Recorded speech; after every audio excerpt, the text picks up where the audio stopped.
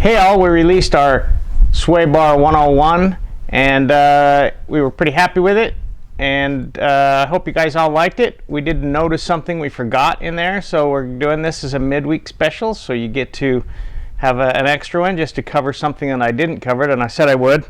And it's basically when a sway bar becomes inverted because of droop travel or stuff travel. So I kind of wanted to explain that so you knew what I meant when I said that. So back to our drawing board. We have the same drawing board. We haven't erased anything. So let's just, we're going to draw the axle tube. There's the axle tube, right?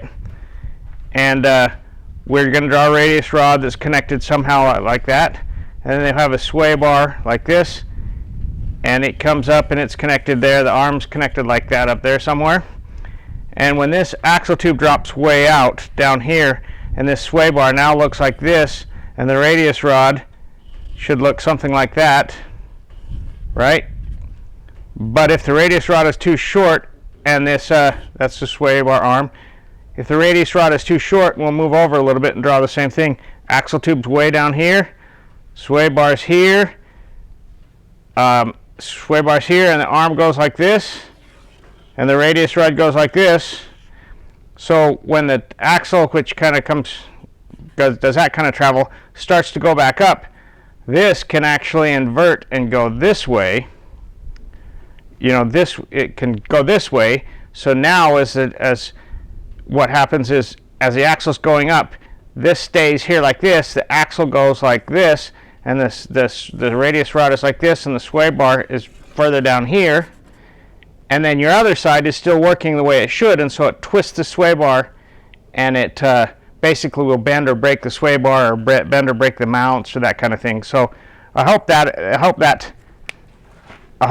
explains it a little bit with my poor drawing. But basically, it's when the radius rod is connected to the axle, fist is axle, and you get down to a point like this, and then as the axle goes back up, it does that, and it just overstresses the sway bar. You break them. You don't want that to happen. Typically, the fix for inversion is at full droop. You want about 10 degrees. So this angle right here should be 10 degrees at full droop, and then they typically won't invert, and you should be fine. And if you find yourself having a problem, usually the fix is to make the radius rod longer, and that is the proper fix. Sometimes it's make the arm longer, but then you can get into other issues. So whatever works is okay, but usually the radius rod is longer, and that's why on that kinetic truck that we had in a 101, sway bar 101, that's why that sway bar was kind of like this, because it has so much droop travel. They can't invert the sway bar, so they made that radius rod longer. And it's not a problem. It's a little bit less force, but you just make the bar a little bit bigger, or the arm a little bit shorter, or whatever you have to do to make the proper force. And that's how you work it out. If you like what you're seeing, I'm going to ask you to subscribe. It helps me out, helps the channel out, helps us put out more content, and you get to see a little bit more tech and some cool interviews. And I appreciate everybody for watching, and have a great day.